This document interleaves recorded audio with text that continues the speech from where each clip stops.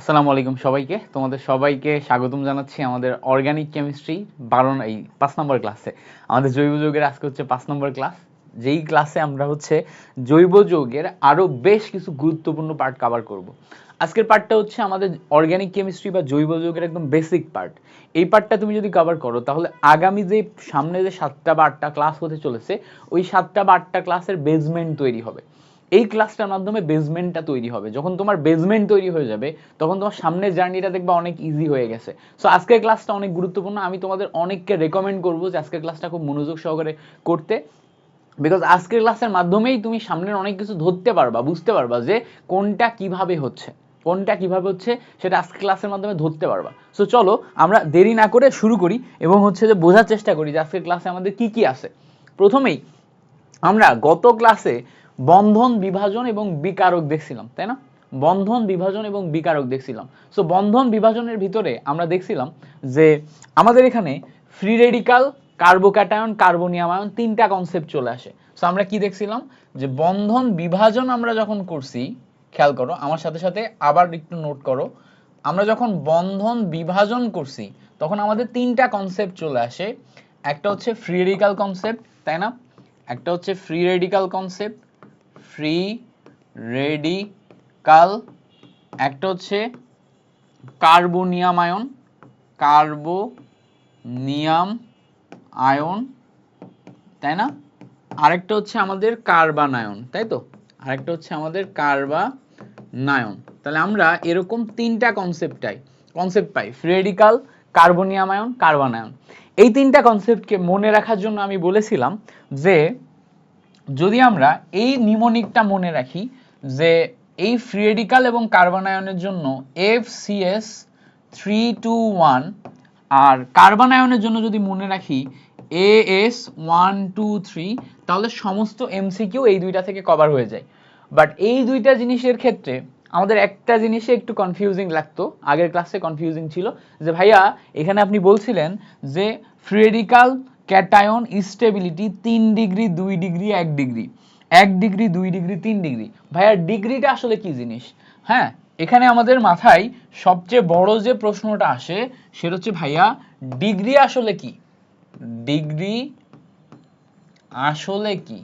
তো আমরা এখন যেটা শিখব সেটা হচ্ছে ডিগ্রি আসলে কি, এইটারই প্রশ্নের উত্তর দিব। খেয়াল করো ডিগ্রি আসলে কি, এইটা যদি আমাদের বুঝতে হয় তাহলে আমাদের মূলক বুঝতে হবে। তো ধরো OH হচ্ছে একটা মূলক বা যৌগমূলক বা ফাংশনাল গ্রুপ।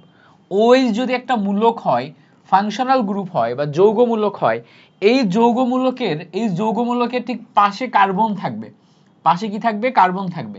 এবার এই কার্বনের চিন্তা করো তো, তিনটা হাত ফাঁকা না? এক হাতে OH আছে, বাকি 3টা হাত ফাঁকা।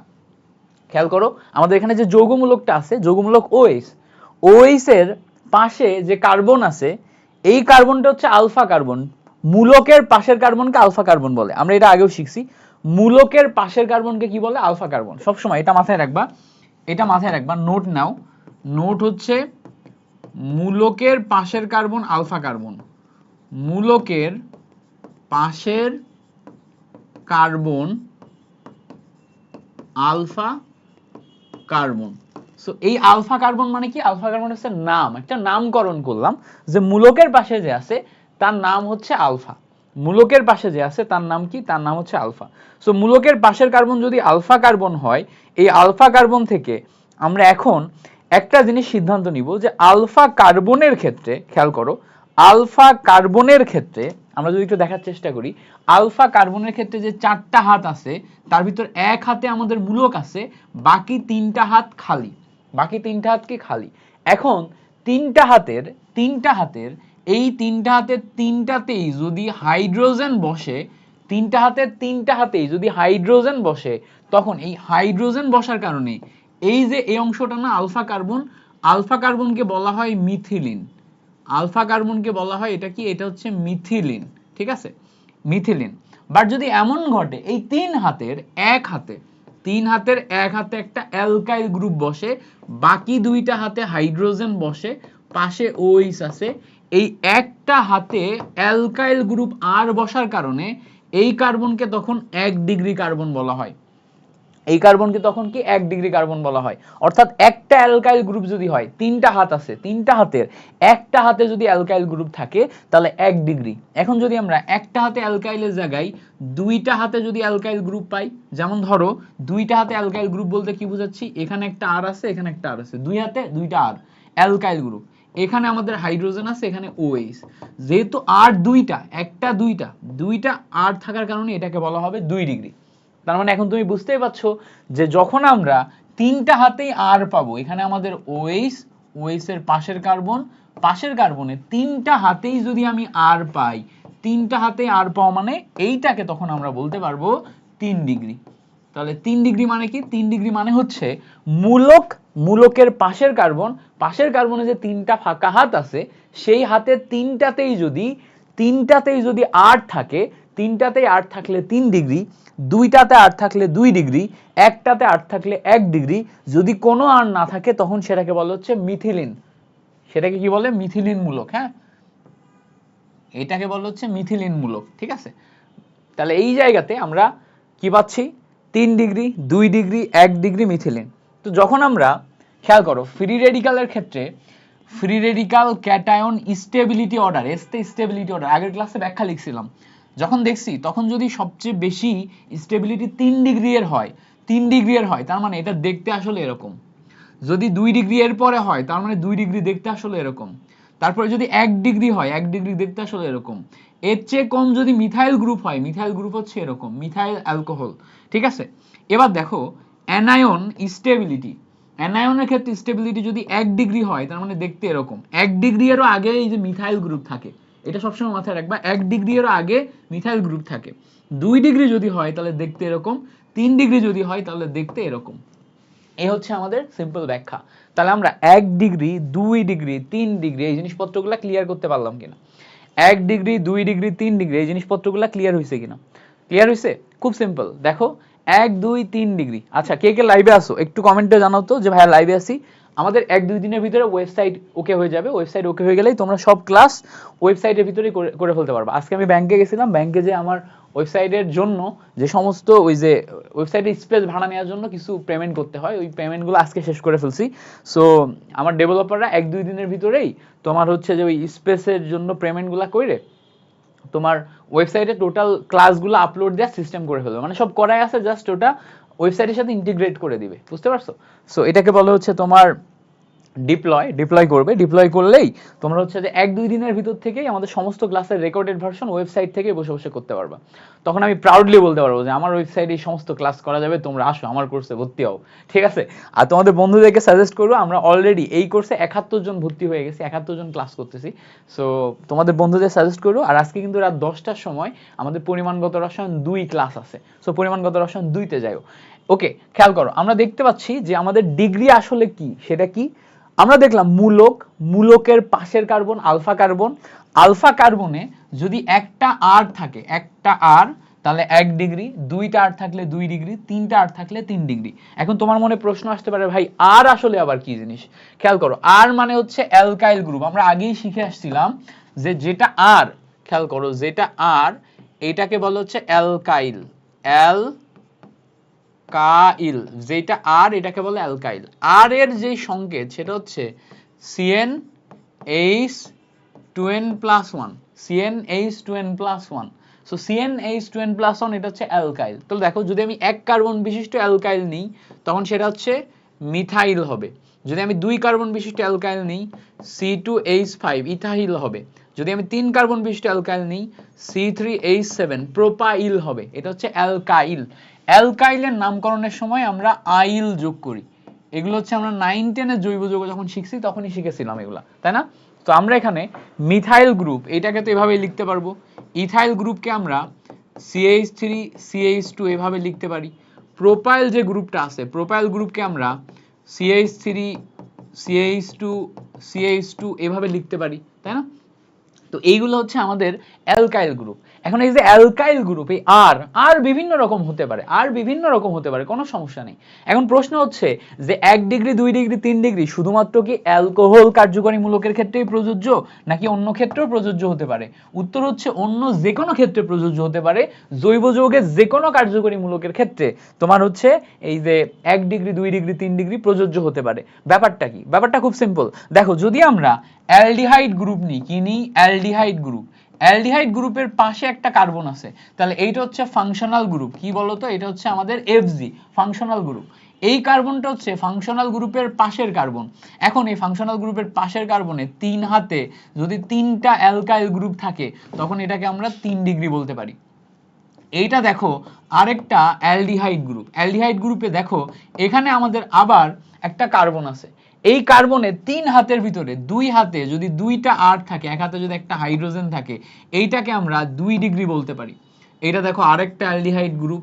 এই অ্যালডিহাইড গ্রুপের খেয়াল করো পাশের কার্বনের ভিতরে একটা হাতে আর বাকি 2টা হাতে যদি হাইড্রোজেন থাকে, এইটাকে আমরা 1 ডিগ্রি বলতে পারি। এইটা দেখো একটা অ্যালডিহাইড গ্রুপ। অ্যালডিহাইড গ্রুপের 3 হাতেই যদি 3টা হাইড্রোজেন থাকে তখন এটাকে আমরা ওই যে মিথাইল অ্যালডিহাইড বলতে পারি বা মিথানেল বা ইথানেল বলতে পারি। এইটা হচ্ছে অ্যালকাইল গ্রুপ, শুধু অ্যালকাইল গ্রুপ, এটা কোনো ডিগ্রি নাই, কারণ কি 3 হাতেই হাইড্রোজেন আছে।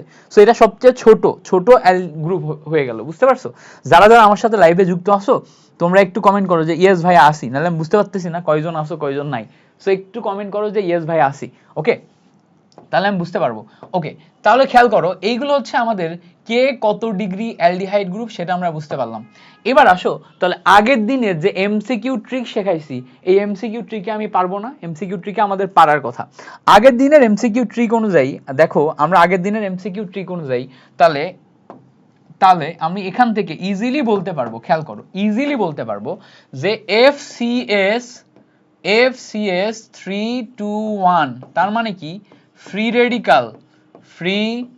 রেডিকাল, ঠিক আছে, স্টেবিলিটি অর্ডার।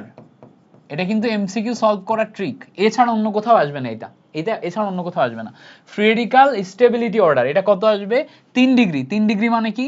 3 ডিগ্রি মানে হচ্ছে যে কোনো একটা কিছুর 3 হাতে যদি 3টা আর থাকে, এটা হচ্ছে 3 ডিগ্রি। তারপরে যদি 2টা আর থাকে তাহলে 2 ডিগ্রি। তারপরে যদি একটা আর থাকে তাহলে হচ্ছে 1 ডিগ্রি।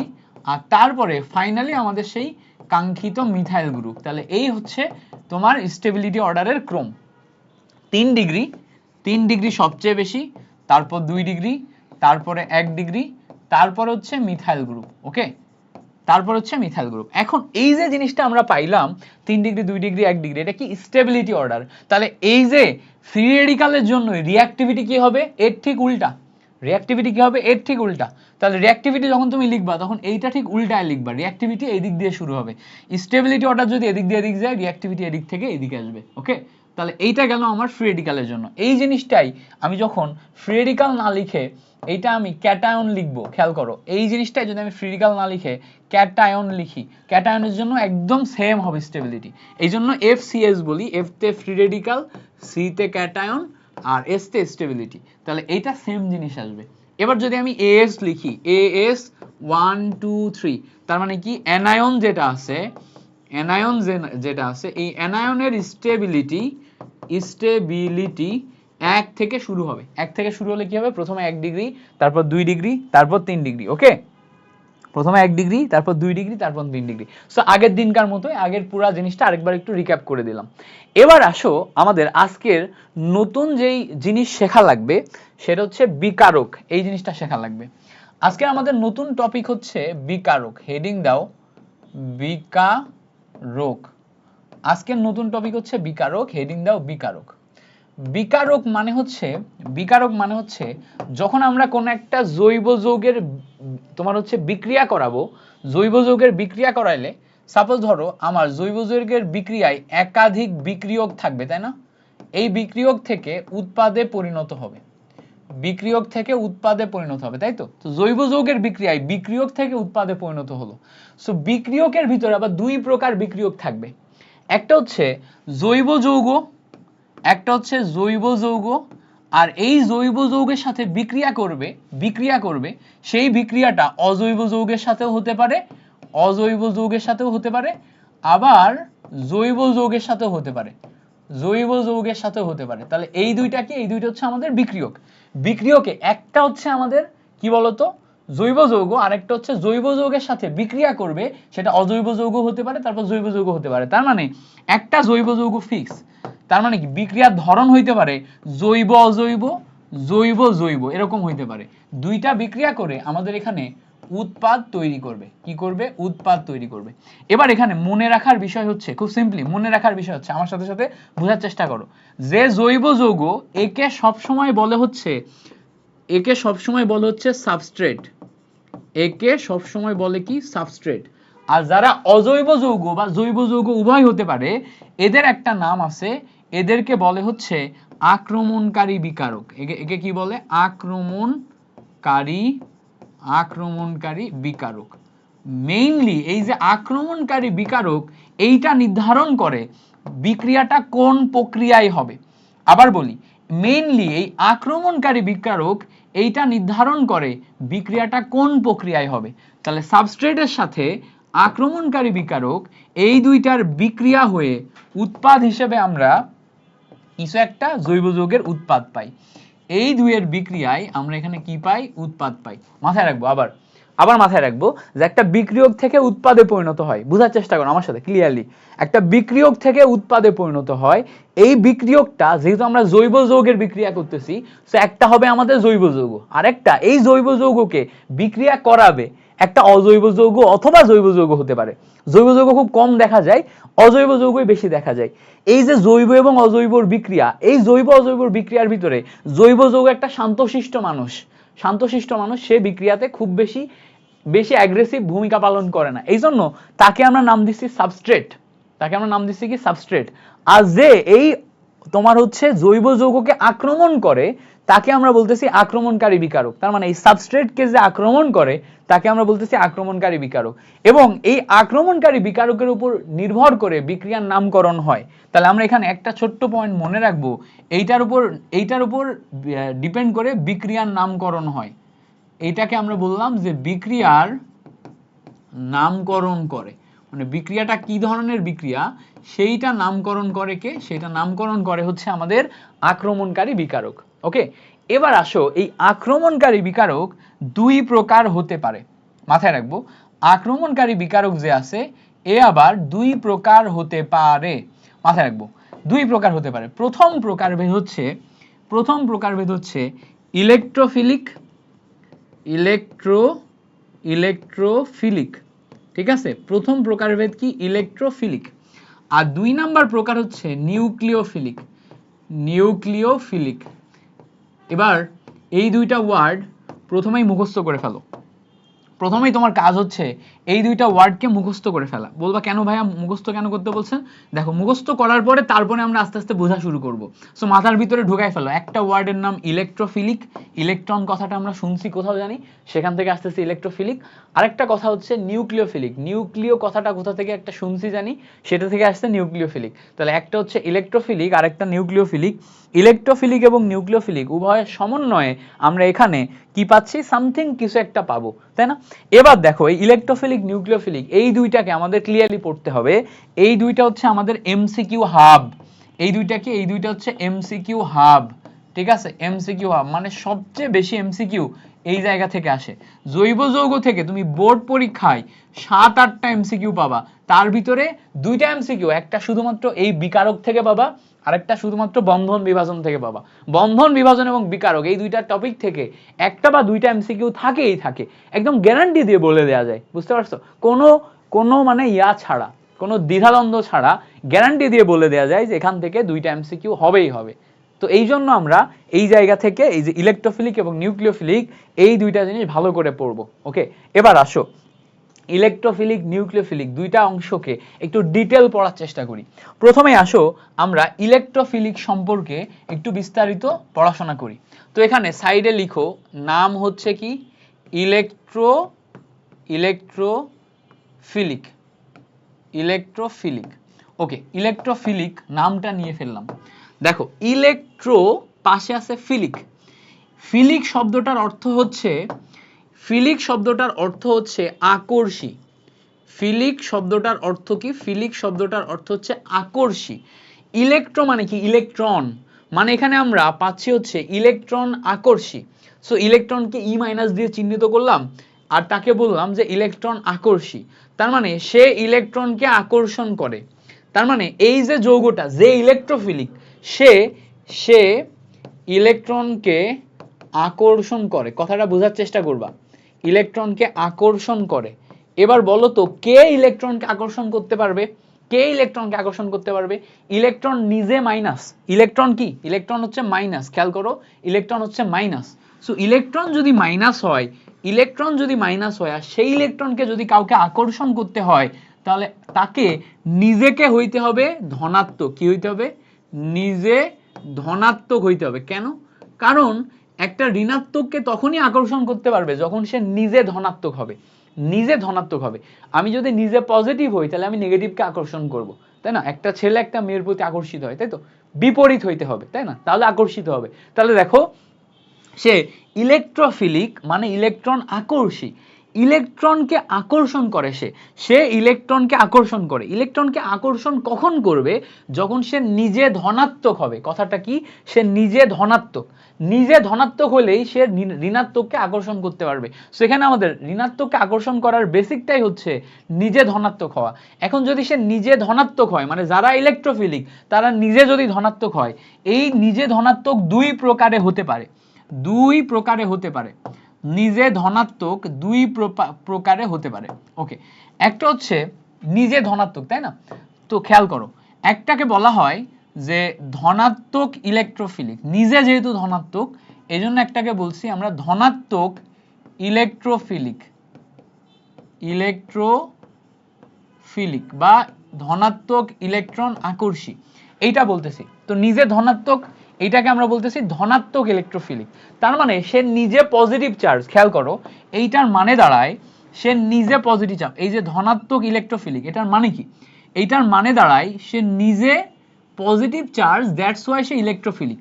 যেহেতু কথাটা ইলেকট্রোফিলিক আছে, ইলেকট্রোফিলিক ই দিয়ে চিহ্নিত করা হয়, ইলেকট্রোফিলিককে ই দিয়ে চিহ্নিত করা হয়। তো এই জন্য আমরা এইটাকে চিহ্নিত করার সময় ই প্লাস দিয়ে চিহ্নিত করব। ইতে ইলেকট্রোফিলিক প্লাস মানে ধনাত্মক, ইতে ইলেকট্রোফিলিক প্লাস মানে ধনাত্মক। তাহলে ধনাত্মক ইলেকট্রোফিলিক মানে হচ্ছে সে নিজে প্লাস। এবং নিজে প্লাস এই টাইপের যৌগ কারা? খুব সিম্পল। ধরো আমরা যদি এখানে এরকম দেখি, hydrogen plus ion, sodium plus ion, ঠিক আছে, তারপরে ম্যাগনেসিয়াম 2 প্লাস আয়ন, হইতে পারে না? তারপরে হচ্ছে CH3 মিথাইল মূলক যদি প্লাস হিসেবে কাজ করে, ক্লোরিন যদি কখনো প্লাস হিসেবে কাজ করে, ব্রোমিন যদি কখনো প্লাস হিসেবে কাজ করে, যেই সমস্ত পজিটিভ আয়ন পাবা, যে সমস্ত ধনাত্মক আয়ন পাবা, এই ধনাত্মক আয়নগুলা সব কি হয়? ইলেকট্রোফিলিক হয়। তাকে আমরা ধনাত্মক ইলেকট্রোফিলিক বলি। এবার বলবা ভাই এটা ইলেকট্রোফিলিক কেন? খেয়াল করো, সে নিজে ধনাত্মক, সে নিজে ধনাত্মক, দ্যাটস ওয়াই সে ইলেকট্রনকে আকর্ষণ করে। ইলেকট্রোফিলিক কথাটার ভিতরেই আছে ইলেকট্রনকে আকর্ষণ করবে।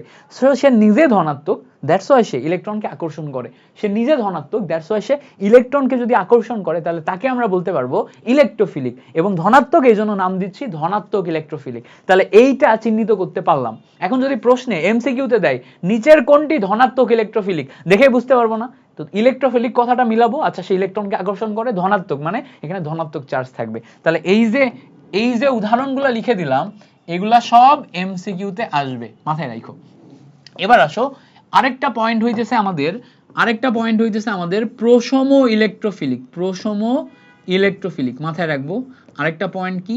প্রশম ইলেকট্রোফিলিক। এখন প্রশ্ন হচ্ছে ভাইয়া প্রশম ইলেকট্রোফিলিক কারা? প্রশম ইলেকট্রোফিলিক হচ্ছে তারা যাদের উপরে কোনো চার্জ নেই কিন্তু তারা ইলেকট্রনকে আকর্ষণ করে। তো এইটাকে আমরা শুধুমাত্র ই নট দিয়ে চিহ্নিত করব। তাদের উপরে কোনো চার্জ নেই কিন্তু তারা ইলেকট্রনকে আকর্ষণ করে। তো তাদের উপর চার্জ নেই আবার ইলেকট্রনকে আকর্ষণ করে, এরকম মৌল কারা আছে? যাদের ইলেকট্রন নেওয়ার জায়গা আছে, এই পয়েন্টটা মাথায় রাখতে হবে। এরা তারাই যাদের ইলেকট্রন নেওয়ার জায়গা আছে, যাদের ইলেকট্রন গ্রহণের জায়গা আছে।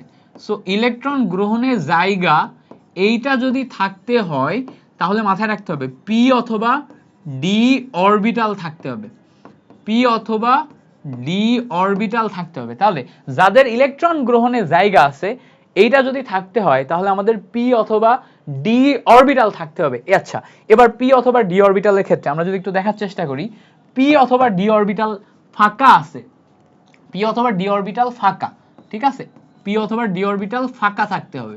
ওকে, এখন আমরা যদি দেখি পি অথবা ডি অরবিটাল ফাঁকা কাদের কাদের আছে, খেয়াল করো, আমরা যদি একটু অ্যালুমিনিয়াম ক্লোরাইডের ক্ষেত্রে দেখি, এই অ্যালুমিনিয়াম ক্লোরাইডের অষ্টক পূরণ হয় নাই, এই অ্যালুমিনিয়ামের ডি অরবিটাল ফাঁকা আছে। আমরা যদি আয়রন ক্লোরাইড দেখি, আয়রনের ডি অরবিটাল পূরণ হয় নাই, এই আয়রনের অষ্টক পূরণ হয় নাই, এর ডি অরবিটাল ফাঁকা আছে। তারপরে আমি যদি জিঙ্ক ক্লোরাইড দেখি, এইটার ক্ষেত্রেও এক্সটেনশন করলে বা বর্ধিতকরণ করলে ফাঁকা পাওয়া যাবে। সেম ভাবে আমরা BF3 বোরন ফ্লোরাইড দেখলে এখানেও ফাঁকা পাবো। তাছাড়া অন্যান্য যৌগ আছে যেমন সালফার ডাইঅক্সাইড, এই টাইপের যৌগগুলোর ভিতরে আমরা ফাঁকা পি অথবা ডি অরবিটাল পাবো। এই ফাঁকা পি অরবিটাল অথবা ডি অরবিটালে বাইরে থেকে ইলেকট্রন নিয়ে এনে বসানো যায়, বাইরে থেকে ইলেকট্রন নিয়ে এনে বসানো যায়। যেহেতু এখানে বাইরে থেকে ইলেকট্রন এসে বসতে পারে, অ্যালুমিনিয়াম ক্লোরাইডে বসতে পারে, আয়রন ক্লোরাইডে বসতে পারে, জিঙ্ক ক্লোরাইডে বসতে পারে। আচ্ছা, তোমরা কনফিউজড হয়ে যেতে পারো যে কিভাবে বসতে পারে। আচ্ছা, আজান দিচ্ছে, সো আজানের সময় আমি না পড়ায় আমি খালি লিখি, তাহলে তোমরা বুঝবা, একটা দেখাইলে বুঝতে পারবা যে কিভাবে বসতে পারে।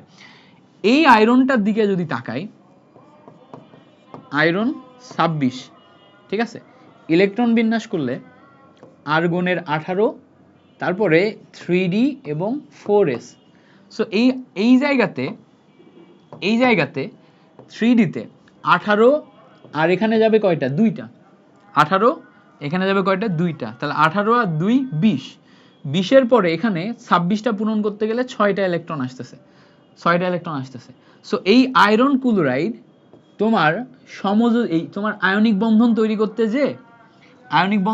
করতে যে তোমার হচ্ছে 3টা ইলেকট্রন ক্লোরিনকে দিয়ে দিছে পরস্পর, দেওয়ার পরে এই ডি অরবিটাল ফাঁকা অবস্থায় আছে, এই ডি অরবিটাল ফাঁকা অবস্থায় আছে। এই ডি অরবিটাল এখন বাইরে থেকে ইলেকট্রন বসতে পারবে। এই ডি অরবিটালে অনেক জায়গা ফাঁকা, এই ডি অরবিটালে অনেক জায়গা ফাঁকা, এটা হচ্ছে আমাদের 3D অরবিটাল। তো এই ডি অরবিটাল যেহেতু ফাঁকা, এখানে এসে ইলেকট্রন বসতে পারে। That's it. আশা করি বুঝতে পারছো। তো এই জন্য এইগুলা সব প্রশম ইলেকট্রোফিলিক বা প্রশম ইলেকট্রন আকর্ষী। এগুলা কি, এগুলো হচ্ছে প্রশম ইলেকট্রোফিলিক, প্রশম ইলেকট্রন আকর্ষী। আচ্ছা, আজান শেষ হয়ে যাক, তারপরে আবার পড়াই।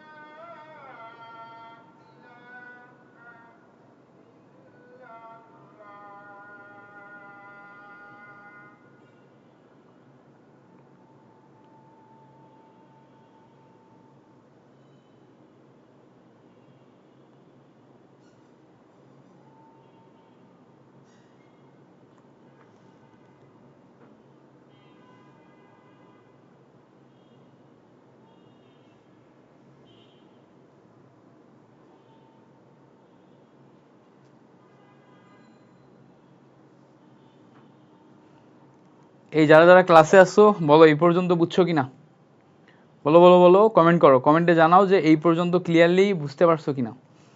জাস্ট জানাই দাও যে ভাইয়া বুঝতে পারছি, ইয়েস বুঝতে পারছি। এই পর্যন্ত ক্লিয়ারলি বুঝতে পারছো কিনা জানাও, কমেন্টে জানাও, দ্রুত জানাও। তারপরে আমরা পরের পার্টে যাব দ্রুত। আর আমরা 70 জন আছি না এই কোর্সে, আরও বন্ধুদেরকে শেয়ার করো, করে 100 প্লাস করে দাও, 100 জন প্লাস করে দাও, তাইলে বড় বড় পোস্ট দিতে পারবো যে 100 স্টুডেন্ট আমার সাথে অর্গানিক ক্লাস করতেছে, পোস্ট করব, ঠিক আছে? 100 প্লাস করে দাও, ফ্রেন্ডদের সাজেস্ট করো। ওকে, চলো আমরা দেখি, আমরা আমাদের পরবর্তী পার্টে যাই, আমাদের অর্গানিকের পরবর্তী পার্টে। এই পর্যন্ত যদি ক্লিয়ার হয় তাহলে আমরা এখান থেকে বেসিক ক্লিয়ার কি কি করলাম, আমরা এখানে তোমার ইলেকট্রোফিলিকের 2টা পার্ট ক্লিয়ার করলাম এবং এমসিকিউ এর জন্য ইম্পর্টেন্ট পার্টটা ক্লিয়ার করলাম। এই যে অংশটা দেখাইছি না, এটা এমসিকিউ এর জন্য মহা ইম্পর্টেন্ট। এই পার্টটা আমরা আইডেন্টিফিকেশন করতে পারি না, হ্যাঁ, এটা আসলে কি বোঝাচ্ছে এটা আমরা বুঝতে পারি না। সো এইটা ভালো করে মাথায় রাখবা, এটা ভালো করে মাথায় রাখবা, এবং আমি যেভাবে বুঝাইছি এভাবেই মাথায় রাখবা। আমি যেভাবে বুঝাইছি তোমার আস্তে আস্তে যত তুমি কেমিস্ট্রি জার্নি ভালো করে শিখতে থাকবা, তত দেখবা এটার প্রতি ক্লিয়ারিটি আরো বাড়বে, আরো বেশি ক্লিয়ারিটি বাড়বে। মৌলের পর্যায়বৃত্ত ধর্ম যার ভালো করে পড়া আছে সেই কথাগুলো খুব ভালো করে বুঝছে, কারণ মৌলের পর্যায়বৃত্ত ধর্মের ওখানে আমরা আদ্র বিশ্লেষণ যখন শেখাই তখন এই মৌলগুলার ফাঁকা ডি অরবিটাল বারবার আমরা ভেঙে ভেঙে দেখাই। সো ওই যে লুইসের যে থিওরিটা আছে, লুইস অ্যাসিড মুক্ত জোড় ইলেকট্রন অ্যাকসেপ্ট করতে পারে, ওইটা পড়াইতে যেও এটা আমরা ভালো করে দেখাই, ফলে এই অংশটা তাদের কাছে খুব সিম্পলি ক্লিয়ার হয়ে যাওয়ার কথা। এখন আসো আমরা পরের পার্টে যাব। পরের পার্টে আমরা ইলেকট্রোফিলিকের পর এখন আমরা নিউক্লিওফিলিক দেখব। এখন আমরা কি দেখব? নিউক্লিওফিলিক।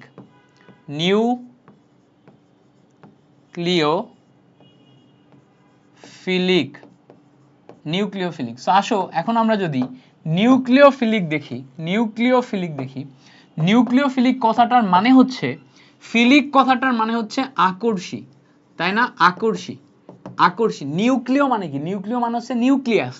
নিউক্লিয়াসে কি থাকে? নিউক্লিয়াসে থাকে প্রোটন। সো সবসময় মাথায় রাখবা নিউক্লিও কথাটার মানেই হচ্ছে প্লাস চার্জ। নিউক্লিয়াস কথাটার মানেই হচ্ছে প্লাস চার্জ। নিউক্লিও আসতেছে হচ্ছে নিউক্লিয়াস থেকে, নিউক্লিয়াসে পজিটিভ চার্জ থাকে, তো এখানে হচ্ছে প্লাস চার্জ।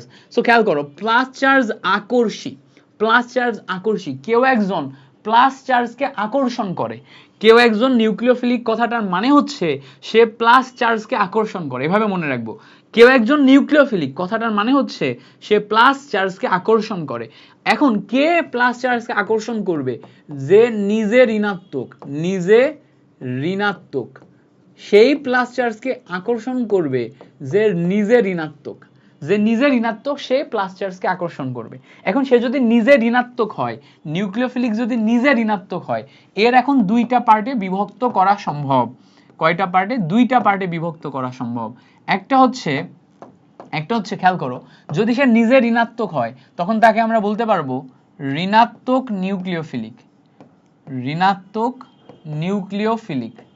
একটা পার্ট হচ্ছে নিউক্লিওফিলিক, একটা পার্ট হচ্ছে ঋণাত্মক নিউক্লিওফিলিক, এইটা আমরা বলতে পারবো। ওকে, একটা হচ্ছে আমাদের ঋণাত্মক নিউক্লিওফিলিক। তাহলে আরেকটা পার্ট কি? এতক্ষণে বুঝে গেছো, আরেকটা পার্ট হবে হচ্ছে আমাদের প্রোসোমো নিউক্লিওফিলিক। কি নাম হবে? প্রোসোমো নিউক্লিওফিলিক। তাহলে একটা গেল আমাদের ঋণাত্মক নিউক্লিওফিলিকে, আরেকটা গেল হচ্ছে আমাদের প্রোসোমো নিউক্লিওফিলিকে। ওকে, প্রোসোমো নিউক্লিওফিলিক। এবার আসো, এই যে ঋণাত্মক নিউক্লিওফিলিক, প্রোসোমো নিউক্লিওফিলিক 2টা পার্ট দেখলাম। নিউক্লিওফিলিক জিনিসটাকে NU দিয়ে প্রকাশ করা হয়। কি দিয়ে? NU দিয়ে। ঋণাত্মক মানে হচ্ছে NU মাইনাস, এটাকে চিহ্নিত করব কিভাবে? নিউক্লিওফিলিক কথাটাকে NU দিয়ে প্রকাশ করা হয়। প্রোসোমো মানে হচ্ছে NU নট, কোনো চিহ্ন হবে না। এবার প্রশ্ন হচ্ছে, তাহলে সে নিজে কি? নিজে হচ্ছে ঋণাত্মক, তাই না? সে যখন নিউক্লিওফিলিক মানে প্লাসকে আকর্ষণ করে, নিজে ঋণাত্মক, তাহলে ঋণাত্মক নিউক্লিওফিলিক মানে হচ্ছে সমস্ত ঋণাত্মক আয়ন। তো ঋণাত্মক আয়ন কারা আছে? খেয়াল করো, হাইড্রক্সিল মাইনাস আয়ন ঋণাত্মক, সায়ানাইড মাইনাস আয়ন ঋণাত্মক, ক্লোরিন মাইনাস আয়ন ঋণাত্মক, ব্রোমিন মাইনাস আয়ন ঋণাত্মক, মিথাইল গ্রুপ এইটা মাইনাস হইতে পারে, এরকম আর যারা মাইনাস আয়ন আছে, যেমন ধরো সালফেট 2 মাইনাস আয়ন, আর যারা মাইনাস আয়ন আছে, এই সব মাইনাস আয়নগুলা পজিটিভকে আকর্ষণ করে, মাইনাস আয়নগুলা পজিটিভকে আকর্ষণ করে, মানে প্লাসকে আকর্ষণ করে, তাহলে এরা সবাই আমাদের তোমার হচ্ছে ঋণাত্মক নিউক্লিওফিলিক। তাহলে প্রশম নিউক্লিওফিলিক কারা? প্রশম নিউক্লিওফিলিক মানে হচ্ছে এখানে কোনো চার্জ নাই কিন্তু প্লাসকে আকর্ষণ করবে। প্লাসকে আকর্ষণ কখন করবে? যখন এখানে নেগেটিভ থাকবে। নেগেটিভ কে আসলে? Electron negative. কি? Electron negative. তাহলে এই প্রশম নিউক্লিওফিলিকের সোর্স হচ্ছে যাদের যাদের লন পেয়ার ইলেকট্রন আছে। কারণ কি? লন পেয়ার ইলেকট্রন হচ্ছে নিউক্লিওফিলিক, তাই তো? কারণ কি? নিউক্লিয়াসকে আকর্ষণ করে। তাহলে লন পেয়ার ইলেকট্রন নিউক্লিওফিলিক। তো যাদের লন পেয়ার ইলেকট্রন আছে তারাই প্রশম নিউক্লিওফিলিক। যেমন ধরো পানিতে আমাদের লন পেয়ার ইলেকট্রন আছে অক্সিজেনের উপর 2 জোড়া। তারপরে পানির পরে অ্যামোনিয়াতে নাইট্রোজেনে লন পেয়ার ইলেকট্রন আছে 1 জোড়া। এরপরে অ্যালকোহলের অক্সিজেনের উপরে মুক্ত জোড় ইলেকট্রন আছে, লন পেয়ার ইলেকট্রন। এরপরে অ্যামিন RNH2 তে লন পেয়ার ইলেকট্রন আছে। তাহলে দেখো এখানে কোনো চার্জ নাই কিন্তু লন পেয়ার ইলেকট্রন থাকায় এরা সবাই পজিটিভকে আকর্ষণ করতে পারে। তাহলে এরা সবাই নিউক্লিওফিলিক হিসেবে কাজ করতেছে।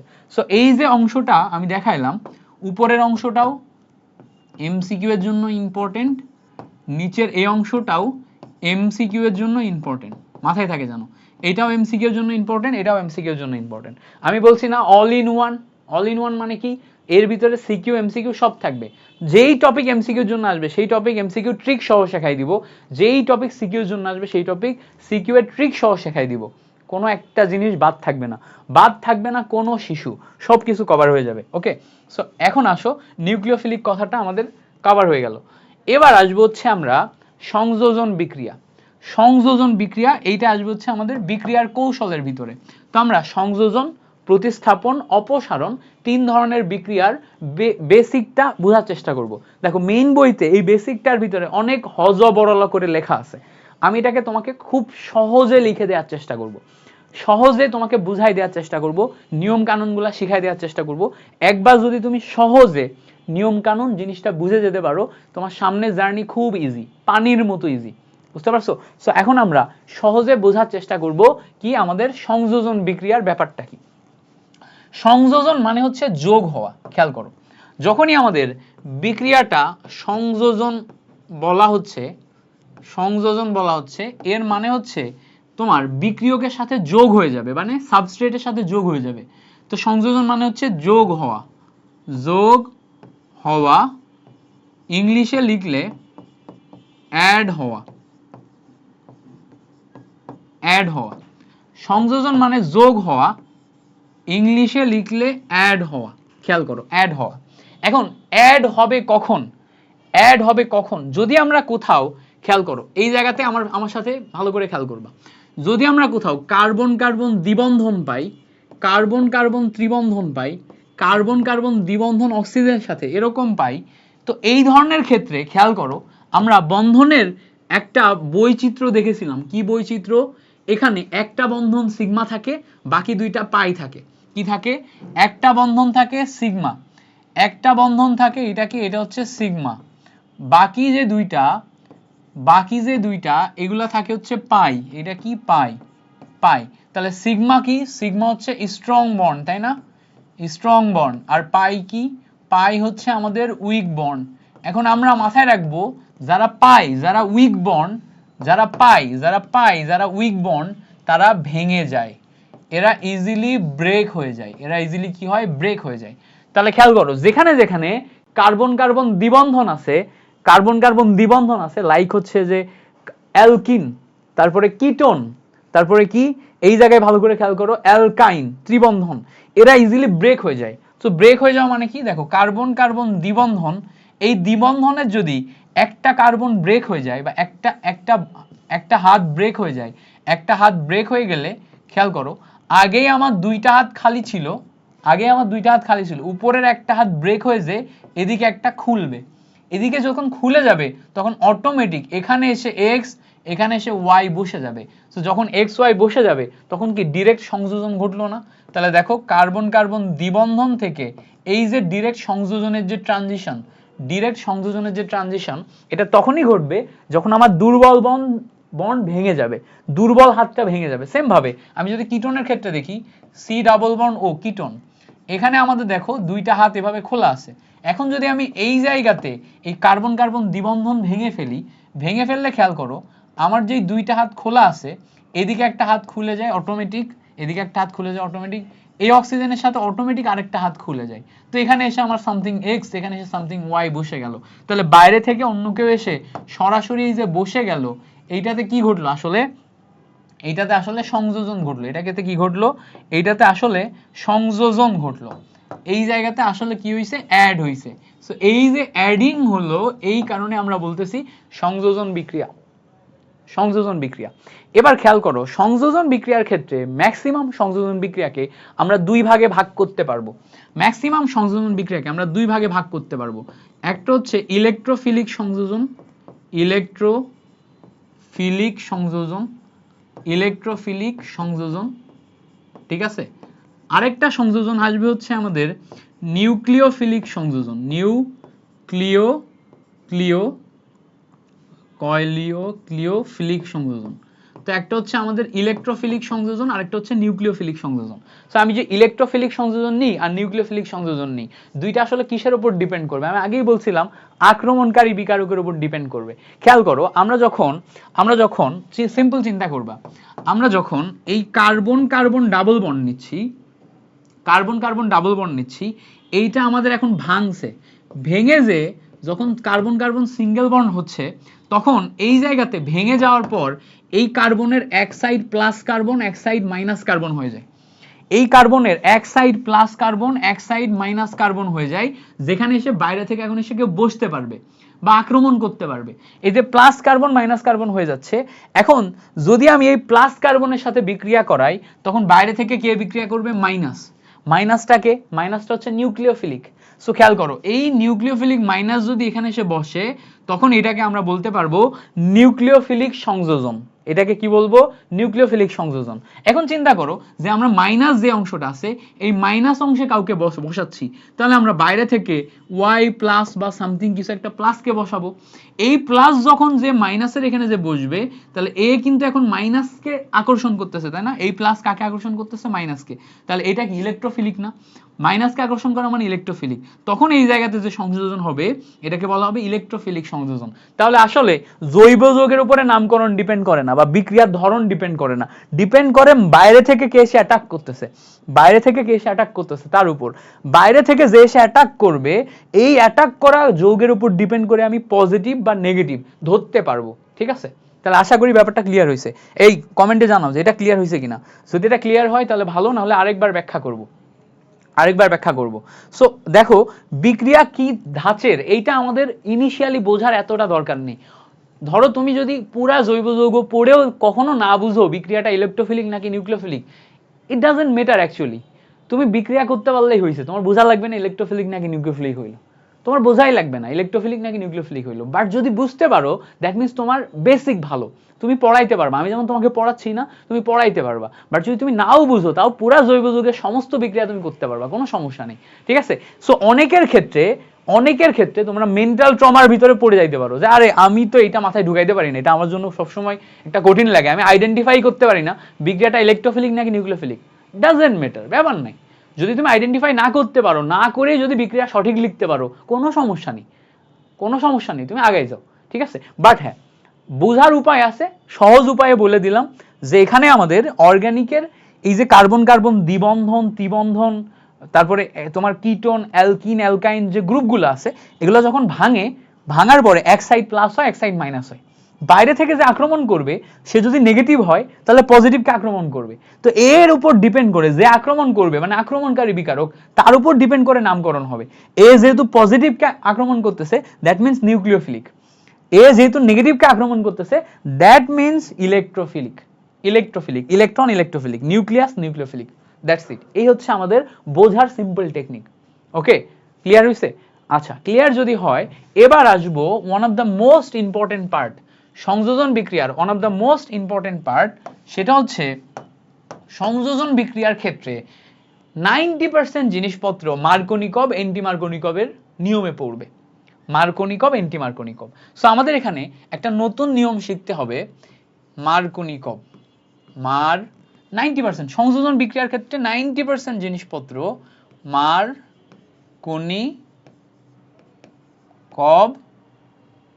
নীতি এইটার ভিতরে পড়বে। আমার সাথে সাথে হেডলাইন দাও মার্কনিকব নীতি। কি হেডলাইন দিবা? মার্কনিকব নীতি। বিজ্ঞানী মার্কনিকব একজন মানুষ যিনি বিক্রিয়া করছেন, করে আবিষ্কার করে তোমারে জৈব যৌগকে কঠিন থেকে সহজ বানাই দিয়েছেন। টোটাল জৈব যৌগকে কঠিন থেকে সহজ বানাই দিয়েছেন বিজ্ঞানী মার্কনিকব। সো মার্কনিকবকে জৈব যৌগ পড়ার আগে একবার ধন্যবাদ দাও। মার্কনিকব না থাকলে জৈব যৌগ আরো বেশি কঠিন হতো। জৈব যৌগ যতটুকু ইজি, অনেকের কাছে কঠিন, তারপরেও যতটুকু ইজি এটা হচ্ছে মার্কনিকবের জন্য। তুমি যদি এটা একবার শিখে যাও, সামনে যত বিক্রিয়া পাবা সব বিক্রিয়াকে তুমি আইডেন্টিফাই করতে পারবা যেখানে মার্কনিকব হবে নাকি হবে না। কোথাও যদি সংযোজন ঘটে তাহলে তুমি আইডেন্টিফাই করতে পারবা এখানে মার্কনিকব হবে নাকি হবে না। ওকে, এবার আসো তাহলে মার্কনিকব বলছে নাকি এটা দেখার চেষ্টা করি। মার্কনিকব বলছে যে অপ্রতিসম অ্যালকিন,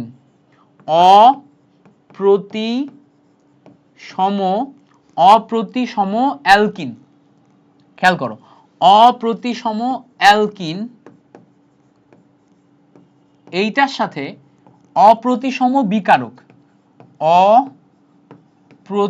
অপ্রতিসম বিকারক, ঠিক আছে, এই দুইটার যদি বিক্রিয়া ঘটে, অপ্রতিসম অ্যালকিনের সাথে অপ্রতিসম বিকারকে যদি বিক্রিয়া ঘটে তাহলে সেটা মাস্ট মার্কনিকবের নীতি ফলো করে হতে হবে। অপ্রতিসম অ্যালকিনের সাথে যদি অপ্রতিসম বিকারকের বিক্রিয়া ঘটে তাহলে সেটা মাস্ট তোমার মার্কনিকবের নীতি ফলো করে হতে হবে। আচ্ছা, এখন প্রশ্ন হচ্ছে ভাইয়া অপ্রতিসম অ্যালকিনের সাথে অপ্রতিসম বিকারক, বুঝলাম না জিনিসটা, কথাটাই তো আনক্লিয়ার, কথাটা আগে ক্লিয়ার করেন। হ্যাঁ, কথাটা ক্লিয়ার করব। খেয়াল করো, অপ্রতিসম অ্যালকিন যেটা, অ্যালকিন মানে কি জৈব যৌগ না, তাহলে এইটা হচ্ছে আমার সাবস্ট্রেট। খেয়াল করো, অ্যালকিন মানে জৈব যৌগ, তাহলে জৈব যৌগ হওয়া মানে এ হচ্ছে আমার সাবস্ট্রেট। ওকে, বুঝলাম। আর অপ্রতিসম বিকারক এটা তো অজৈব যৌগ, এইটা হচ্ছে আমার তোমার আক্রমণকারী বিকারক। এটা কি? আক্রমণকারী বিকারক। সো এইটা হচ্ছে আমার আক্রমণকারী বিকারক। এবার খেয়াল করো, এই যে সাবস্ট্রেট যেটা আছে জৈব যৌগ, এটা অ্যালকিন। অ্যালকিন মানে কি? কার্বন কার্বন দ্বিবন্ধন, কার্বন কার্বন দ্বিবন্ধন। দ্বিবন্ধন হইলে কার্বনের বাকি হাতগুলোতে আমরা হাইড্রোজেন বসাতে পারি। তাহলে খেয়াল করো তো, এইটা একটা কার্বন কার্বন দ্বিবন্ধন যুক্ত অ্যালকিন। এবার যখনই আমি দ্বিবন্ধন পেয়ে গেছি, তার মানে আমি একটা বন্ধন ভাঙতে পারবো, পাই বন্ধনটা। যদি আমি ভাঙতে পারি, ভাঙলে এদিকে হাত খুলবে, এদিকে হাত খুলবে, দুই দিকে হাত খুললে এবার বাইরে থেকে সংযোজন ঘটবে, ইজিলি সংযোজন ঘটবে, সিম্পল অ্যাজ দ্যাট। তাহলে এই জায়গাতে আমি সংযোজন ঘটাইতে পারতেছি, মানে এই যে মার্কনিকবের নীতির সময় এই যে কথাটা, এখানে আমার সংযোজন ঘটতেছে, এটা ক্লিয়ার। যখনই আমার অ্যালকিন আসছে এটা আমি বুঝছি, বাট এখানে নিয়ম আসলে কি হবে খেয়াল করো। আমার এখানে একটা কথা বলছে অপ্রতিসম। অপ্রতিসম কথাটার মানে কি খেয়াল করো, আমরা যদি এই দ্বিবন্ধনের মাঝখান থেকে ভাঙি, দ্বিবন্ধনের মাঝখান থেকে ভাঙি, দেখো বাম সাইডে আর ডান সাইডে সমান সমান আছে, বামেও যতটুকু আছে ডানেও ততটুকু আছে, এইটাকে বলা হয় হচ্ছে প্রতিসম। এটাকে কি বলা হয়? এটাকে বলা হয় প্রতিসম, এটাকে বলা হয় প্রতিসম।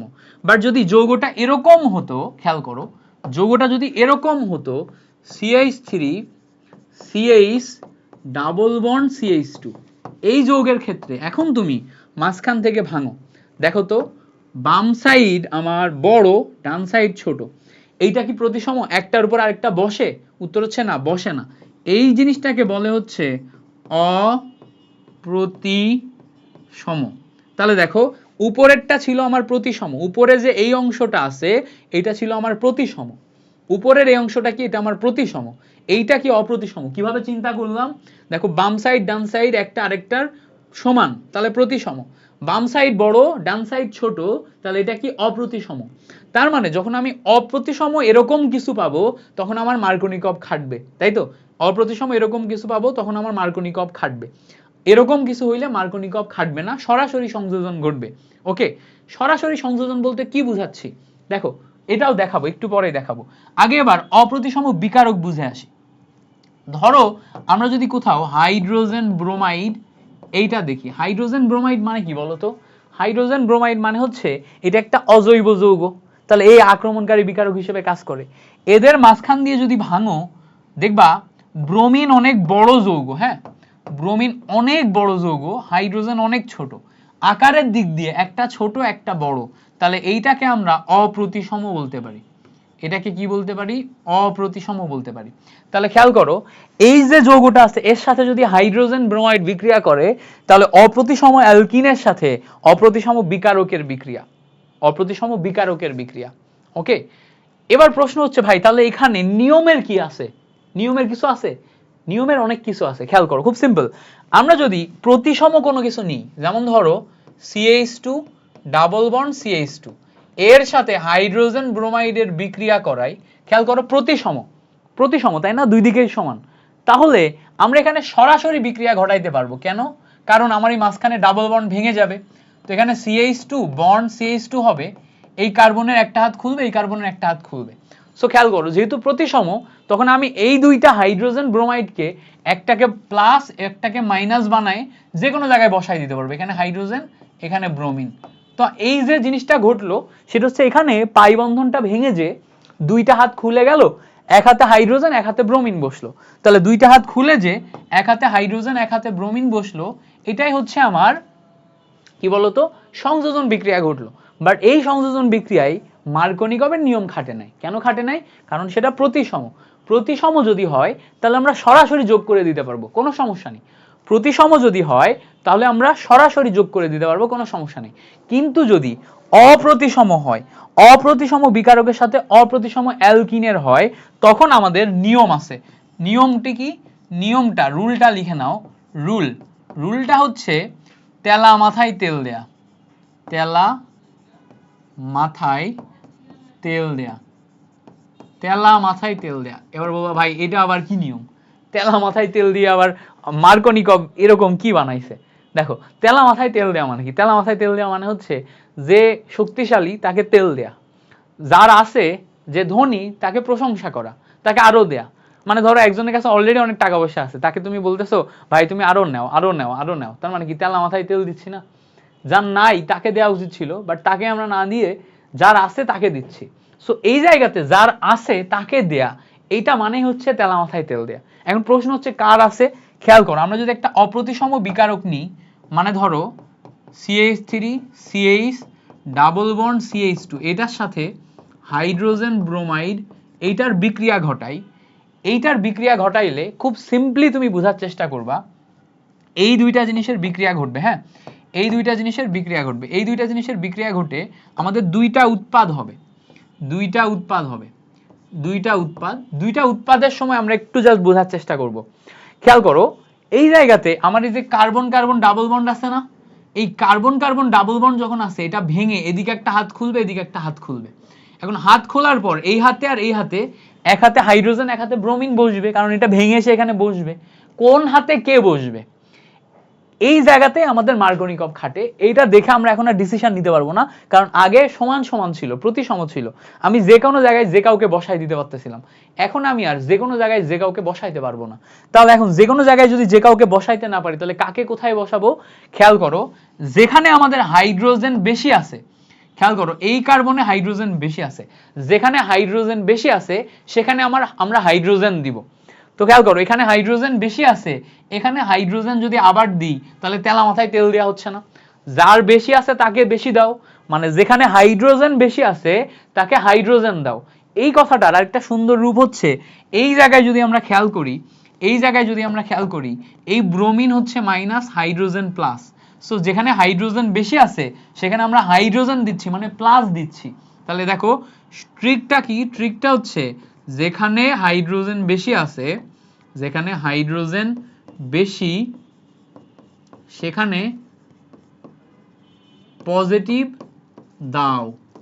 তাহলে নিয়ম হচ্ছে সংযোজন করার সময় যেখানে হাইড্রোজেন বেশি থাকবে সেখানে পজিটিভ দাও। তাহলে খেয়াল করো, এই জায়গায় যখন আমি সংযোজন করতেছি তখন যেখানে আমাদের হাইড্রোজেন বেশি আছে, যেখানে আমাদের হাইড্রোজেন বেশি আছে CH2, এখানে আমরা পজিটিভ দিব, পজিটিভ কি? হাইড্রোজেন। তাহলে এখানে আমরা হাইড্রোজেন দিব, আর যেখানে হাইড্রোজেন কম আছে সেখানে আমরা নেগেটিভ দিব, মানে সেখানে আমরা ব্রোমিনকে দিব।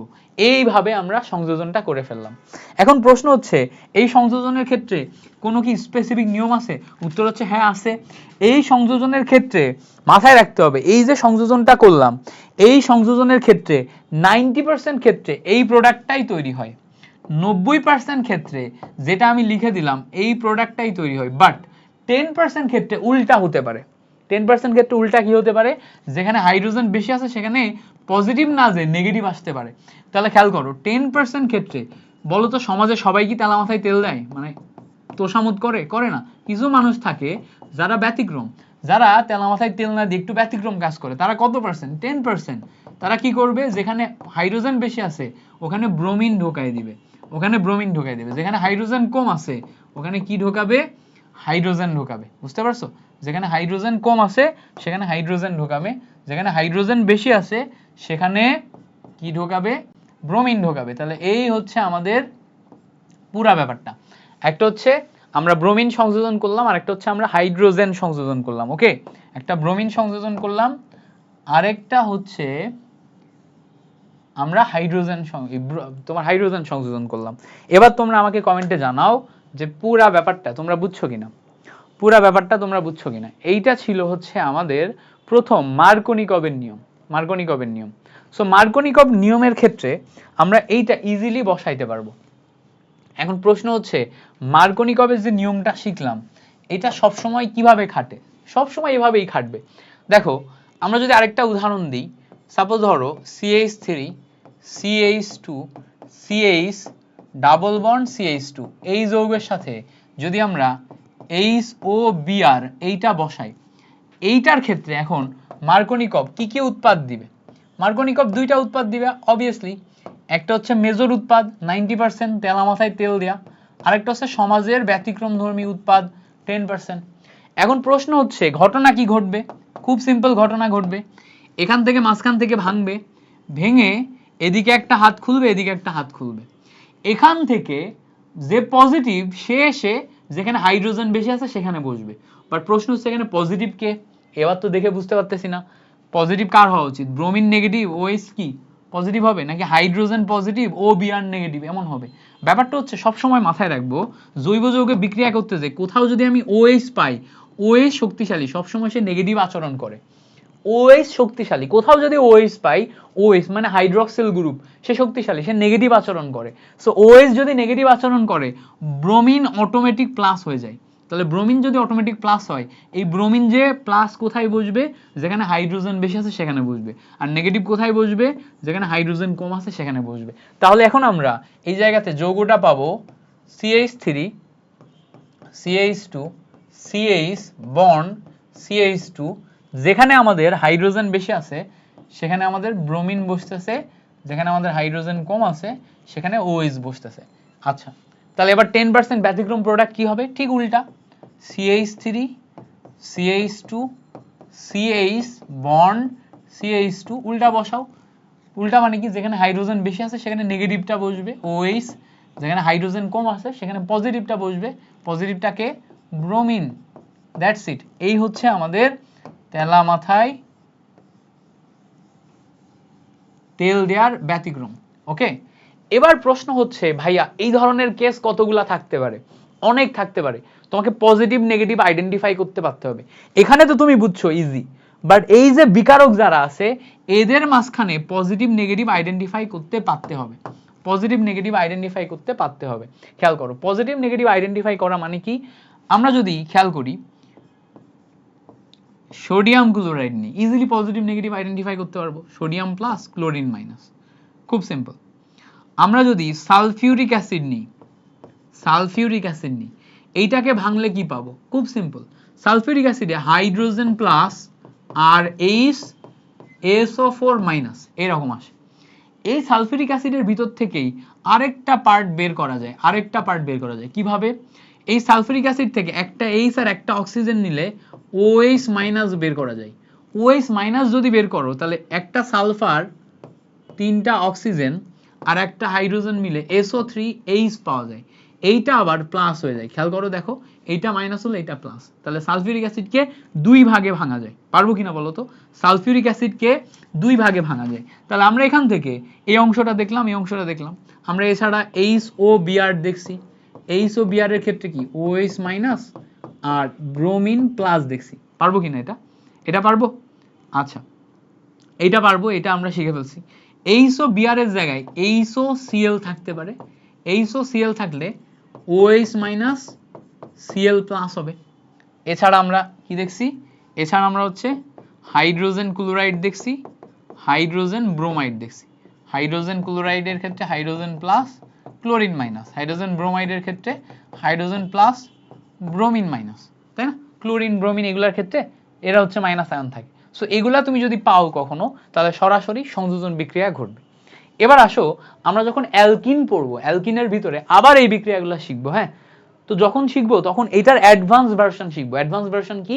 অ্যাডভান্স ভার্সন হচ্ছে মার্কোনিকভের বিপরীত মার্কোনিকভ নীতি আছে, ঠিক আছে? মানে মার্কোনিকভের উল্টা ঘটে, এটাকে বলে বিপরীত মার্কোনিকভ। তো যখন আমরা বেসিক বিক্রিয়া সাগরে ডুববো, এখন তো বিক্রিয়ার নিয়ম শিখতেছি, যখন আমরা বিক্রিয়া সাগরে ডুববো, বিক্রিয়া সাগরে ডুবে গেলে সেখানে আমরা অনেক নিয়ম কানুন শিখবো। সো তখন যে আমরা বিপরীত মার্কোনিকভ শিখবো, আরো কিছু প্র্যাকটিস করব। আজকে আমরা এখন এই ক্লাসে মার্কোনিকভের নিয়মটা শিখলাম সংযোজন বিক্রিয়া বোঝার জন্য। বুঝতে পারছো? তো সংযোজন বিক্রিয়া এটা বোঝার জন্য আমরা মার্কোনিকভের নিয়ম শিখলাম। তো আমরা এখান থেকে সংযোজন বিক্রিয়াটা ক্লিয়ার হইতে পারছি কিনা? সংযোজন বিক্রিয়াটা আমরা ক্লিয়ার হইতে পারছি। এবার আসো সংযোজন বিক্রিয়ার পরে আমাদের পরবর্তী গুরুত্বপূর্ণ বিক্রিয়া হবে হচ্ছে অপসারণ বিক্রিয়া। কি হবে? অপসারণ বিক্রিয়া। সো এখন আমরা অপসারণ বিক্রিয়া দেখব। অপসারণ বিক্রিয়ার ক্ষেত্রে আমি একদম সিম্পল ট্রিক শেখাবো, ঠিক আছে? সিম্পল ট্রিক শেখাবো। দেখো, অপসারণ বিক্রিয়ার ক্ষেত্রে দুই ধরনের কেস ঘটবে, দুই ধরনের কেস ঘটবে। একদম সিম্পল, অপসারণ বিক্রিয়ার ক্ষেত্রে দুই ধরনের কেস ঘটবে। দেখো, একটা হচ্ছে সোডিয়াম হাইড্রোক্সাইড বা পটাশিয়াম হাইড্রোক্সাইড, এইটা যদি অ্যালকোহলিক মিডিয়ামে উপস্থিত থাকে, আমার সাথে সাথে নিয়মটা মনে রাখবে এবং মুখস্থ করবা, সহজে বুঝাবো যাতে তোমার মনে থাকে। যদি কখনো sodium hydroxide potassium hydroxide alcoholic মিডিয়ামে উপস্থিত থাকে তাহলে এ অপসারণ বিক্রিয়া ঘটাবে। তাহলে কি ঘটাবে? অপসারণ বিক্রিয়া ঘটাবে, মানে এর কিছু না কিছু বের করে অপসারণ ঘটাবে, ঠিক আছে? আচ্ছা, আর যদি আমরা H2SO4 সালফিউরিক অ্যাসিড, যেটা আমাদের নিরোধক হিসেবে কাজ করে, নিরোধক হিসেবে কাজ করে মানে পানি অপসারণ করে, পানি অপসারণ করে, ঠিক আছে? পানি অপসারণ করে। তারপর P2O5, এইটাও আমাদের নিরোধক হিসেবে কাজ করে মানে পানি অপসারণ করে। এগুলা যদি কোথাও থাকে, এগুলার উপস্থিতিতে তোমার অপসারণ বিক্রিয়া ঘটবে। তাহলে দেখো, সোডিয়াম হাইড্রোক্সাইড পটাশিয়াম হাইড্রোক্সাইড এইটার উপস্থিতিতে অপসারণ বিক্রিয়া ঘটলো, এটার উপস্থিতিতে অপসারণ বিক্রিয়া ঘটলো। আবার খেয়াল করো, সালফিউরিক অ্যাসিড P2O5 এগুলার উপস্থিতিতে অপসারণ বিক্রিয়া ঘটলো। তাহলে অপসারণ বিক্রিয়া কিভাবে ঘটলো আমরা বুঝতে পারলাম কিনা? অপসারণ বিক্রিয়া কিভাবে ঘটলো আমরা বুঝতে পারলাম কিনা? ওকে, এখন আমরা বেসিক অপসারণ দেখি। একটা বেসিক অপসারণ দেখলেই বুঝতে পারবো। সাপোজ ধরো আমরা এখানে একটা বেসিক অপসারণের জন্য একদম সিম্পল একটা উদাহরণ নিলাম, একটা অ্যালকোহল নিলাম, CH3 CH2 CH2OH, একটা অ্যালকোহল। এই অ্যালকোহলটা যদি সালফিউরিক অ্যাসিডের উপস্থিতিতে হিট দেয়া হয়, তাহলে সালফিউরিক অ্যাসিডের কাজ হচ্ছে অপসারণ করা। সালফিউরিক অ্যাসিডের কাজ কি? অপসারণ করা, মানে পানি অপসারণ করা, নিরোধক হিসেবে কাজ করা। সো এখান থেকে সে কি করবে? খুব সিম্পলি এই OH-টা বের করে নিবে। কোন কার্বন থেকে? এই কার্বন থেকে। পাশে আরেকটা কার্বন আছে, এই কার্বনে হাইড্রোজেন আছে, এই কার্বন থেকে একটা হাইড্রোজেন বের করে নিবে। ফলে যেটা হবে, এই কার্বন থেকে হাইড্রোজেন এর এই কার্বন থেকে OH বের হয়ে যে CH3 CH double bond CH2 এইটা তৈরি করবে, ঠিক আছে? এই অংশটা তৈরি করবে, CH3 CH double bond CH2 এই অংশটা তৈরি করবে। এখান থেকে হাইড্রোজেন বের হলো, এখান থেকে OH বের হলো, বের হয়ে যে পানি তৈরি করলো। এই হচ্ছে আমাদের অপসারণ বিক্রিয়া। বুঝতে পারছো? তাহলে অপসারণ বিক্রিয়ার নিয়ম কি? যদি আমরা কোথাও সালফিউরিক অ্যাসিড P2O5 এগুলা দেখি, এগুলা দেখলে তারা কি করবে? অপসারণ বিক্রিয়া করবে। অপসারণ বিক্রিয়া খেয়াল করো, এই জায়গাতে যেটা ঘটছে এখানে সব কি একক বন্ধন না? অপসারণ বিক্রিয়ার ক্ষেত্রে নিয়ম আকারে মাথায় রাখতে হবে যে অপসারণ বিক্রিয়া সিগমা বন্ধন ভেঙে হয়। রুল, অপসারণ বিক্রিয়া সিগমা বন্ধন ভেঙে হয়। অপসারণ বিক্রিয়া সিগমা বন্ধন ভেঙে ঘটে, সিগমা বন্ধন ভেঙে ঘটে। সো যদি কোথাও আমাদের অপসারণ বিক্রিয়া হয় সেটা সিগমা বন্ধন ভাঙার পরে তারপরে ঘটে। তাহলে অপসারণ বিক্রিয়া যেহেতু সিগমা বন্ধন ভেঙে ঘটে, তাহলে আমরা যত সিগমা বন্ধন পাবো সেগুলোর মাধ্যমে অপসারণ বিক্রিয়া দেখব। ওকে, ক্লিয়ার হয়েছে? আচ্ছা, এবার আসো এই অপসারণ বিক্রিয়ার ক্ষেত্রে আবার নিয়ম আছে। নিয়ম আছে অপসারণ বিক্রিয়ার ক্ষেত্রে একটা নিয়মকে বলে হচ্ছে সাইজেফ নীতি। এই সাইজেফ নীতি আমরা অপসারণের ভিতরে যে পড়বো, সমস্যা নেই, আমরা সাইজেফ নীতি অপসারণের ভিতরে যে বা আমরা যখন বেসিক বিক্রিয়ার ভিতরে যে বিক্রিয়া করব তখন আমরা সাইজেফ নীতি আবারও পড়বো। বাট এখন আমরা বেসিক শিখে রাখছি, তখন যে আরো বেশি প্র্যাকটিস করব। এখন আমরা বেসিক শিখবো। হ্যাঁ, সো আমার সাথে সাথে বেসিক শিখো। সাইজেফ কি খেয়াল করো, যদি এরকম ঘটে যে কোথাও CH3 CH2 CH, তারপরে তোমার হচ্ছে এখানে একটা ক্লোরিন আছে, তারপরে হচ্ছে এখানে খেয়াল করো CH3 আছে। হ্যাঁ, এই আছে আমাদের একটা বিক্রিয়ক। খেয়াল করে দেখো, এটা হচ্ছে কি বিক্রিয়ক। এই জায়গাটায় বোঝার চেষ্টা করো যে এই জায়গাতে আমরা একটা অ্যালকাইল হ্যালাইড পাচ্ছি RX, বাট এটা নর্মাল অ্যালকাইল হ্যালাইড না। যেহেতু এইটা আমাদের ক্লোরিন গ্রুপ, ক্লোরিন আছে এই কার্বনের সাথে, ক্লোরিন গ্রুপ এই কার্বনের সাথে থাকলে এইটা হচ্ছে আমার আলফা কার্বন, কার সাপেক্ষে? ক্লোরিনের সাপেক্ষে। এই আলফা কার্বনের সাইডে, এই সাইডে একটা আর আছে, এই সাইডে একটা আর আছে, তার মানে এই যে অ্যালকাইল হ্যালাইড, এটা হচ্ছে 2 ডিগ্রি অ্যালকাইল হ্যালাইড। কয় ডিগ্রি? 2 ডিগ্রি। তো আমরা এখানে একটা RX পাইছি, এই RXটা কয় ডিগ্রি? এই RXটা হচ্ছে 2 ডিগ্রি। বোঝার চেষ্টা করো, এখানে একটা ক্লোরিন আছে, ক্লোরিনটা এই কার্বনের সাথে আছে, তার মানে এটা আলফা কার্বন, এদিকে একটা মিথাইল গ্রুপ, এদিকে একটা লম্বা মিথাইল গ্রুপ আছে, মানে কার্বনের দুই হাতে দুইটা আর আছে, তার মানে এটা হচ্ছে 2 ডিগ্রি। তো আমরা এখানে একটা 2 ডিগ্রি RX পাইলাম। এই 2 ডিগ্রি RX কে যদি আমরা এখন সোডিয়াম হাইড্রোক্সাইডের উপস্থিতিতে বিক্রিয়া করাই, সেই সোডিয়াম হাইড্রোক্সাইড যদি অ্যালকোহলিক মিডিয়ামে বিক্রিয়া করে, তো খেয়াল করো অ্যালকোহলিক মিডিয়ামে বিক্রিয়া করার মানেই হচ্ছে এখান থেকে অপসারণ ঘটবে। খুব সিম্পলি অপসারণ ঘটে যাবে। এখন প্রশ্ন হচ্ছে অপসারণ কিভাবে ঘটবে? খেয়াল করো, এই জায়গা থেকে একটা ক্লোরিন এই সোডিয়ামের সাথে বের হয়ে যে সোডিয়াম ক্লোরাইড তৈরি করবে, আর এই কার্বন অথবা এই কার্বন থেকে একটা হাইড্রোজেন বের হয়ে যে এই OH এর সাথে পানি তৈরি করবে। তাহলে এখান থেকে অপসারণ বিক্রিয়া হবে। হ্যাঁ, অপসারণ বিক্রিয়াতে কি হচ্ছে? এখানে আমরা সোডিয়াম ক্লোরাইড এবং পানি পাচ্ছি। আবার অন্য ধরনের বিক্রিয়া যদি চিন্তা করি, তাহলে এই যে এইটা যদি প্রভাবক হিসেবেও কাজ করে, হ্যাঁ, এটা যদি প্রভাবক হিসেবেও কাজ করে এবং এই উৎপাদগুলো না দেয়, বোঝার চেষ্টা করো, এটা যদি প্রভাবক হিসেবে কাজ করে এই উৎপাদগুলো না দেয়, তাহলে কি হবে? এইখান থেকে হাইড্রোজেন আর পাশে কোনো একটা জায়গা থেকে এখান থেকে ক্লোরিন আর পাশে কোনো একটা জায়গা থেকে হাইড্রোজেন নিয়ে সেখানে হাইড্রোজেন ক্লোরাইড তৈরি করবে। কিসের প্রভাবে? এইটার প্রভাবে।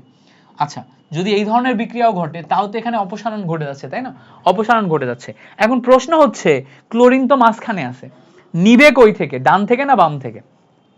তখন আমাদের একটা নতুন নিয়ম আসে, সাইজেফ এর নিয়মকে আমরা এভাবে বলতে পারি, খেয়াল করো, এভাবে বলতে পারি, গরিবকে গরিব বানাও, গরিবকে গরিব বানাও। ঠিক আছে, গরিবকে গরিব বানাও।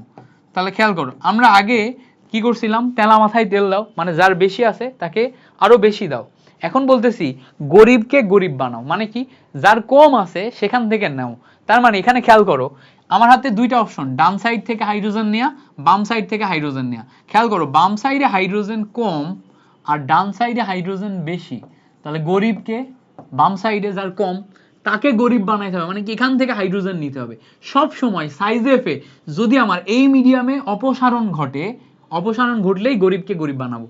ঠিক আছে, এই মিডিয়ামে অপসারণ ঘটে এরকম কোনো কেস আসে, কি বানাবো? গরিবকে গরিব বানাবো। তাহলে গরিবকে যদি গরিব বানাই, তাহলে এখান থেকে আমার উৎপাদ আসবে CH3, তারপরে দেখো CH, এখান থেকে একটা হাইড্রোজেন গেল, তারপরে দেখো পাশে আরেকটা CH আছে, CH, দুইটা CH এর মাঝখানে হাইড্রোজেন চলে যে ডাবল বন্ড চলে আসবে, যে আমাদের এখানে CH3 আসবে এবং এরা দুইজন মিলে হাইড্রোজেন ক্লোরাইড তৈরি করবে। সো এটা মুছে দিলাম, হাইড্রোজেন ক্লোরাইড তৈরি করলো। That's it.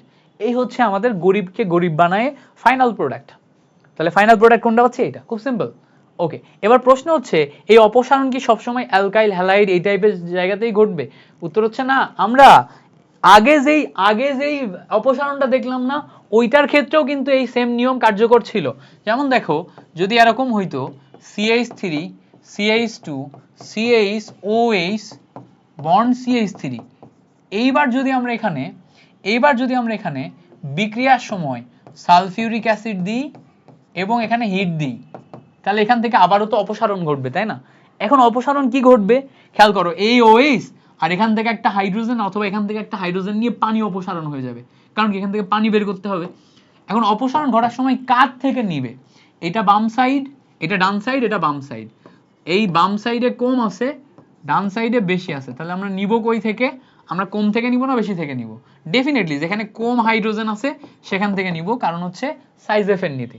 তাহলে এখান থেকে যদি বের করে নিই, তাহলে আমার এখান থেকে প্রথমে পানি অপসারণ হলো, তারপরে খেয়াল করো CH3 bond CH double bond CH bond CH3 পাইলাম।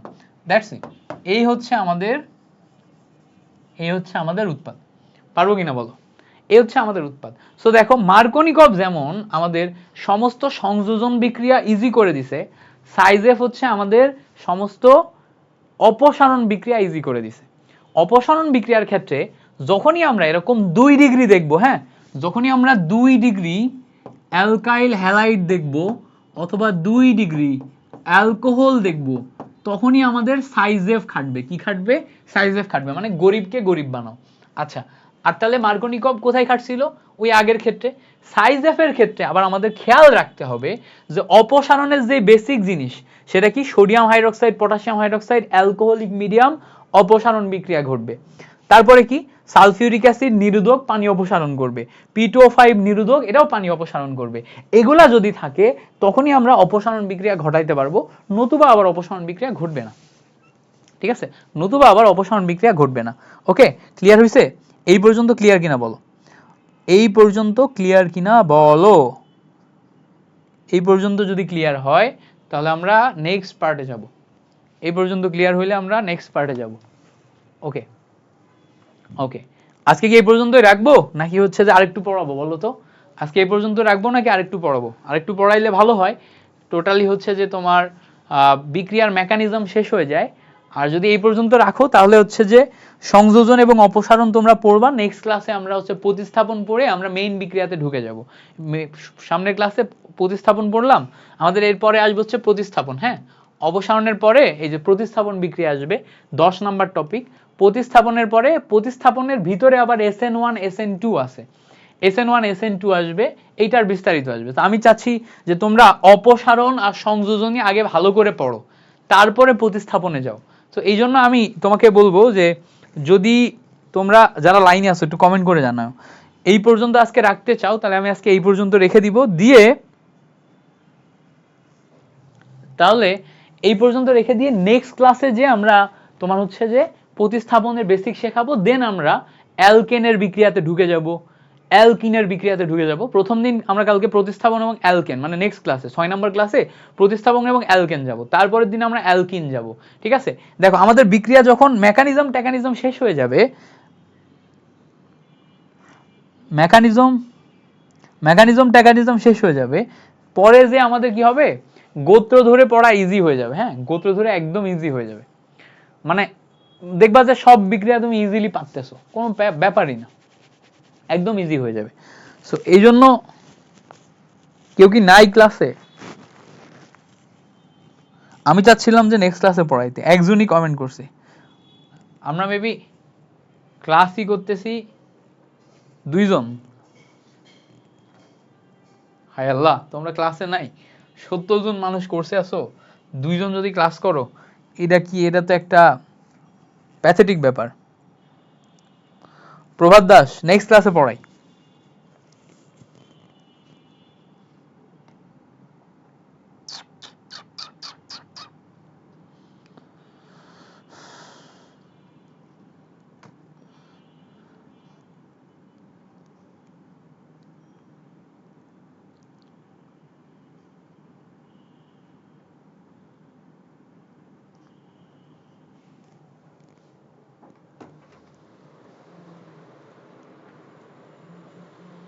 এই পর্যন্ত প্র্যাকটিস করো, বুঝছো? নেক্সট ক্লাসে পড়াই তোমাদের। এই পর্যন্ত প্র্যাকটিস করো, নেক্সট ক্লাসে পড়াই। আরেকবার রিপিট কোনটা? মোটামুটি সবকিছুই ধরে ধরে সময় নিয়ে পড়াইছি, আরেকবার রিপিট করার মতো কিছু তো দেখতেছি না। বাট হচ্ছে যে আমি তোমাকে একটা জিনিস সাজেস্ট করব, যেটা হচ্ছে এই ক্লাসটা আজকে যে অংশটা তোমাকে পড়াইলাম এটা কয়েকবার করতে। হ্যাঁ, এই যে 1 ঘন্টা 20 মিনিট তোমাকে আমি টানা পড়াচ্ছি, এই 1 ঘন্টা 20 মিনিট তুমি 2 বার 3 বার 4 বার দেখবা। হ্যাঁ, 2 বার 3 বার 4 বার দেখবা, বারবার দেখে দেখে দেখে দেখে প্রত্যেকটা বেসিক ডেভেলপ করবা, নোট করবা, নোটগুলা বারবার রিভিশন দেওয়ার পর তারপরে মেইন বইতে যাবা। তাহলে তোমার জন্য একদম সিম্পল হয়ে যাবে, একদম সিম্পল হয়ে যাবে। বাট যদি তুমি কয়েকবার ট্রাই না করো তাহলে কিন্তু সিম্পল হবে না, বরং আরো ঝামেলায় পড়বা। সো আমি তোমাদেরকে সাজেস্ট করব যে বাকি অংশ নেক্সট ক্লাসে পড়াই, আজকে এই পর্যন্তই রাখি। কারণ হচ্ছে যে অনেক কিছু পড়াই ফেলছি, নেক্সট ক্লাসে যে তোমাদেরকে আমরা বাকি অংশ শিখে ফেলবো। আমাদের 12 ক্লাসে শেষ হওয়ার কথা, বাট যদি একটা দুইটা ক্লাস বেশি লাগে সমস্যা নেই, আই উইল টেক, কোনো সমস্যা নেই।